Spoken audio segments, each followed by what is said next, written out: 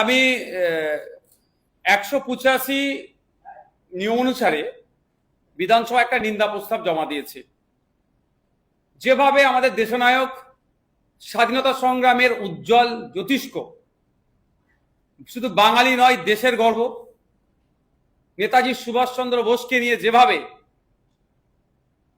চরিত্র হননতার করা হচ্ছে, বিভিন্ন টিপ্পনী কাটা হচ্ছে, তার মৃত্যু নিয়ে বিতর্ক তৈরি করা হচ্ছে, সে নাকি তাকে তার সমালোচনা করতে করতে এমন জায়গায় পৌঁছাচ্ছে তাকে দেশদ্রোহী বলে দিচ্ছে। কেউ আবার তাকে সে নাকি গুন্ডা পুষতেন এই ধরনের আখ্যায়িত করছে। এবং সোশ্যাল মিডিয়ায় যেটা দেখছি, তার ছবিকে নিয়ে বিকৃতি করে, এআই এর সহযোগিতা নিয়ে বা ফর্জ করে, এডিট করে যাচ্ছে তাই করছে।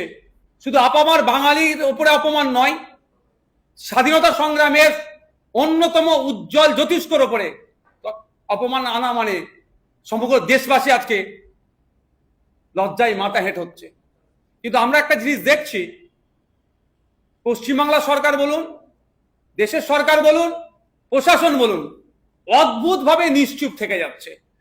এই নীরবতা কবে তারা ভাঙবে, কবে ভাঙবে বলতে পারবো না।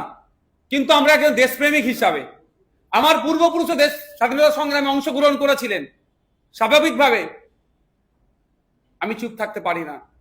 তাই গণতান্ত্রিক প্রক্রিয়ায় যে পদগুলো আছে তার অন্যতম একটি পদ হচ্ছে অগস্ট হাউস অর্থাৎ বিধানসভার।